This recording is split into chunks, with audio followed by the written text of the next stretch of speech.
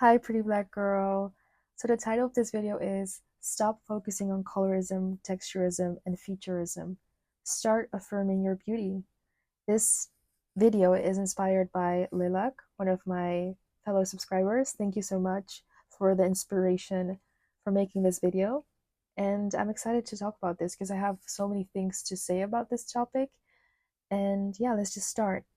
So we all know that focusing on negatives won't help us, yet we end up doing so. There was an era in YouTube when discussions regarding the isms were quite hip. They were very popular, and we all know that some YouTubers were talking about this quite a lot. And lots of comparison was done, and comparing yourself to people can lead to insecurities. We all know that. And your self esteem can eventually just become lower because you're constantly comparing yourself to someone else. As they say, comparison is the thief of joy. And it truly is, because when you compare yourself to someone else, you're only looking at what you lack and not what you have. And this also makes me think about the video of Blunt Girly, the one that she posted, how to not give any Fs. I'm not sure if that's the correct title, but it's something regarding how to not care. But yeah, it really, she was talking about having insecurities and how our insecurities are so visible to us, but they're not really visible to others actually, because you are the main character of your own life. That's what Blunt Girly mentioned, and I absolutely adore her channel. Please go subscribe to her. But it is just harmful overall to compare yourself to other people, and it can lead to a lot of insecurities, as I've mentioned, and eventually you just have lower self-esteem. And that is also something that I've noticed with the whole colorism topic, because it is constantly about comparing yourself to people that have a lighter skin. And take this from a 20-year-old that is brown skin, 115 pounds. I'm 5'6". I have afro textured hair, small Afrocentric features. Yes, my features are Afrocentric, and yet they are small.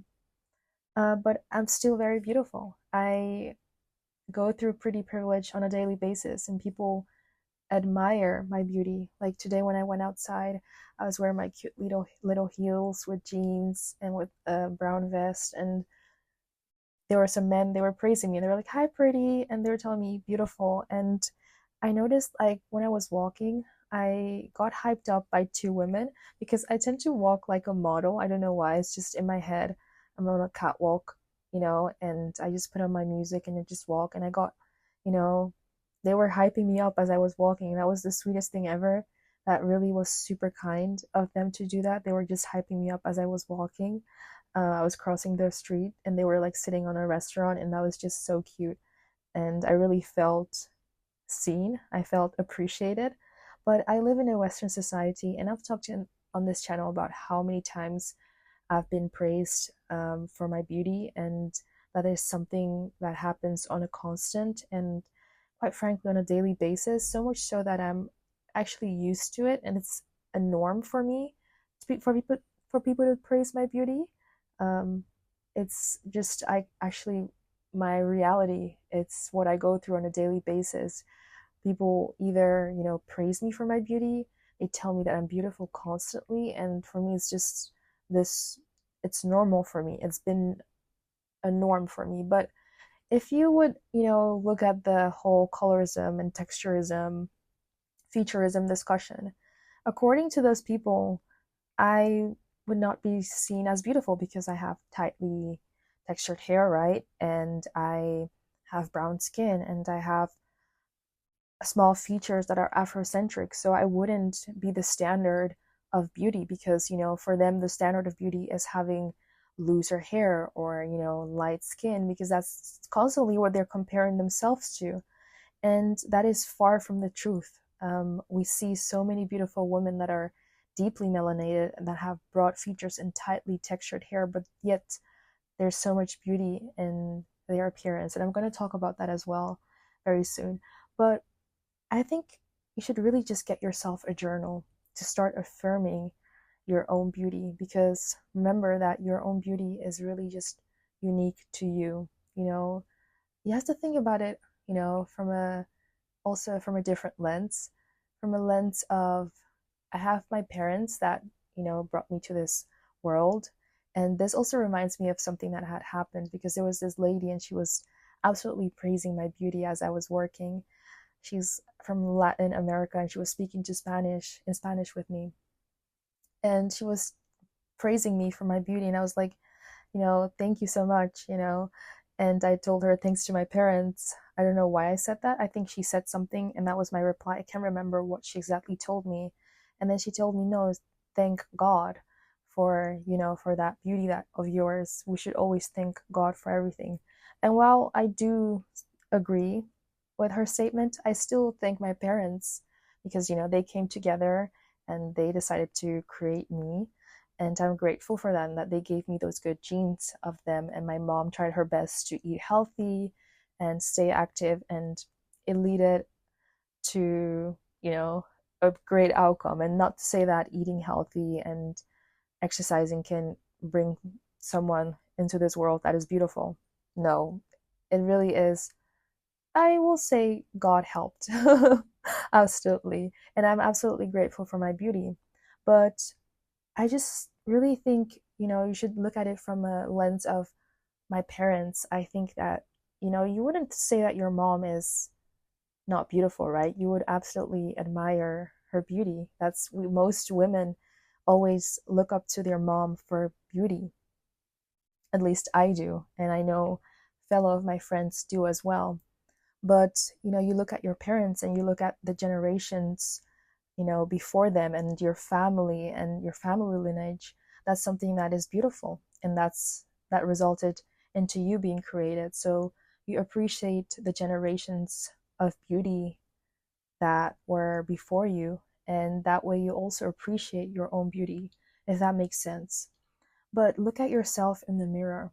What a beautiful creation that you are alive and you are able-bodied, um, and you're able to look at yourself. And at least that's what I'm starting to really appreciate. Because Blonde Girly, again, I'm going to reference her on this video because she is really a great YouTuber, but also she speaks out a lot of gems. And she was mentioning that we tend to pick on our insecurities a lot because they're so visible to us, but to other people they are not as visible. So you look at yourself in the mirror, and she was talking about the 80-20, which is a really great example, because you're hopefully able-bodied. And not to say that people that are not able-bodied are discounted or whatever, but for example, I am able-bodied and I'm really grateful for that. So at times when I try to, I pick on myself, I'm like, hell, I am able-bodied. I am able to walk. I am constantly praised for my beauty. Why am I being so irritated by one pimple? Do you get what I mean? So work on yourself, mentally and physically. Do you want to change your appearance? Give yourself that chance as well. What can you do about the fact that you were born with certain features? I think you can enhance them. There's a thing such as enhancing your features, for example, maybe putting on some mascara or eyelashes to bring out your eyes, your beautiful brown eyes, or your beautiful green eyes. I don't know what type of eyes you have, but to enhance your features that you're naturally born with, that's something that's absolutely possible. And I think you should embrace that part, because that's beauty, and I love beauty. But there's also making a drastic change that can even be harmful. For example, bleaching your skin. I think those are really extremes. There is, something as enhancing your beauty is totally fine and should be fun. Should be a fun experience to enhance your beauty, but making a huge drastic change where your health is at risk, that's where I think the line should be drawn. Yeah, just focus on your own beauty, because you absolutely have it. Take inspiration if needed. If you need inspiration from other people, from other women, take inspiration from them, but remember that your own beauty is unique. So even though you're looking at a fellow Black girl, your body, your face, your hair is still quite different. Even though you might have similar skin tones, your skin is still different. Maybe your skin is sensitive and her skin is normal, and then you try a product and it doesn't work because you have different types of skin. And maybe your face is just different because you have different features, obviously. So you should definitely focus on your own beauty. And I just say, like, take time to study yourself, your body, your hair, and your face. Because, something like getting certain type of products, they don't have to be expensive, they can be cheap, and that can absolutely work for you. Whereas someone else needs more expensive brands because that works for them. So it really just depends, and it takes, some trial and error and some studying as well. But that's where you have your friend ChatGPT for, and you have YouTube videos that can, give you explanation on topics like that. So study yourself and your body, your hair, and your face so you know what looks good on you, what colors look good on you, what hairstyles look good on you, and really do what suits you the most. And I know that I've talked about natural hair and wearing your natural hair, and I still am very much for natural hair. Obviously, I have natural hair myself, and I think it is absolutely beautiful. But right now, I'm rocking French curl bob braids, and I really like that. I really like that hairstyle, and it looks really good on me. And this reminds me of, you know, this YouTuber that I watch and I love watching, Bianca, and she was talking about really liking how straight hair looks on her. And for a reference, she has more of a slender face. You can watch the video that I was talking about my favorite Black YouTubers, and she has more of a slender face and more narrow features, and straight hair does look good on her. So I think, for example, if straight hair looks good on you, wear straight hair without any regret or any guilt, because at the end of the day, if it looks good on you, it looks good on you, and that's the tea. So that also goes for box braids. If box braids look good on you, wear box braids. If curly hair looks good on you, wear curly hair. Do what works for you, really. And I don't like this notion of things being anti-Black when people just want to experiment with your beauty or do things that actually look good on them, because depending on your features, if we say Blackness is not a monolith, then that means that people can try different hairstyles and it can work to their advantage and make them look really good. Of course, we want to work with what we naturally have, but enhancing your beauty isn't fully natural if we're going to be honest. Putting on lip liner or dyeing your hair is not fully natural, but yet we do those things. So I think wearing your hair straight or just doing what works for you, totally fine. Don't be afraid of experimenting with your beauty, but you should have a healthy relationship when you want to experiment with your beauty. It shouldn't be this toxic thing where you hate your features and you're trying to hide them, and that's where we have a problem.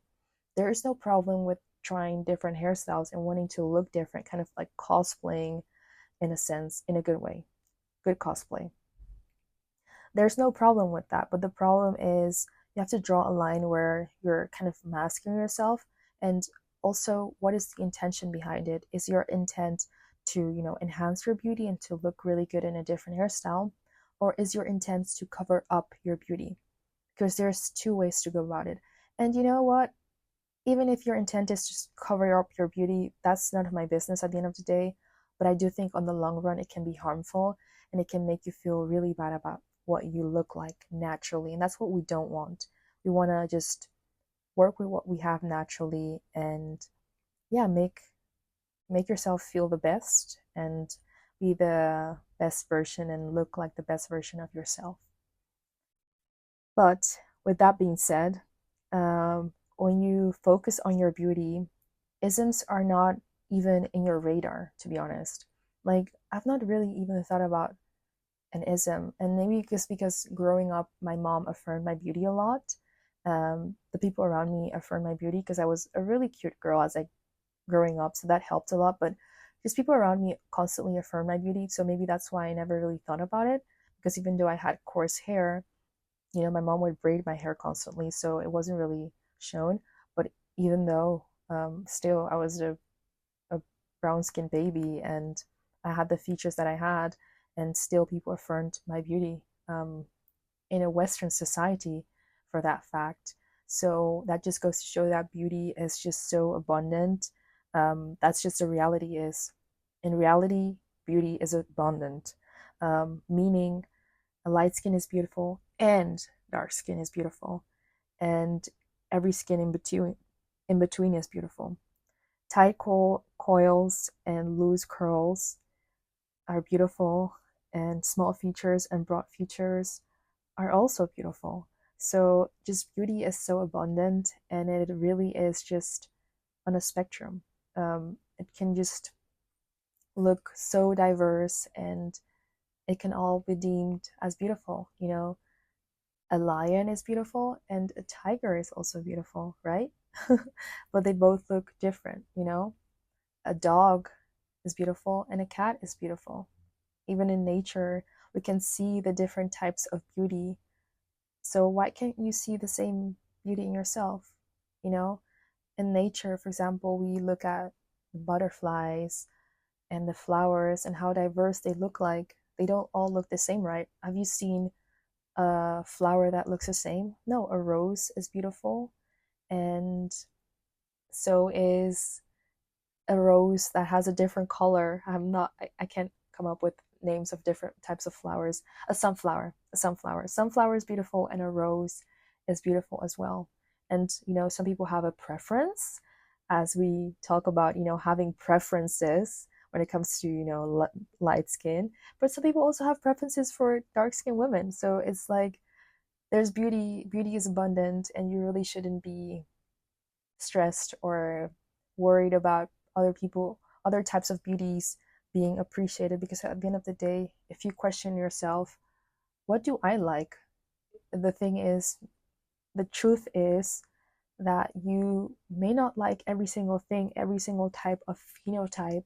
Um, some people generally don't have a type, but I think most people kind of do have some sort of, they have a type. Um, and maybe I might be wrong with that statement, but anyways, you don't think everything is beautiful, right? You think some things are more beautiful than other things, and that should be also the case when it comes to this whole colorism thing, texturism, featurism, you name it. There should be space for people to have preferences. Let me just state that out there. Um, but the reality is really harmony is what brings out the beauty in things. This has been proven by science that harmony is really the beauty of things. When there's harmony in something, when you look at, for example, a butterfly, there's a harmony. When you look at a flower, there's a harmony that can be seen. And symmetry is also a key factor when it comes to beauty. And of course, asymmetrical faces can be beautiful as well, but overall, when you look at attractive people, there is some sort of symmetry when it comes to their face and their bodies, etc. So I'll just say, kind of rounding off this video, start affirming your own beauty, truly, and do that mentally, do the mental work, do the physical work, and really the isms are very much non-existent, to be really very honest. And when you think about it, if you look at someone that is beautiful, they can look very different, as I've mentioned. Be your own beauty standard. That's how I'm going to end this video. And stay beautiful.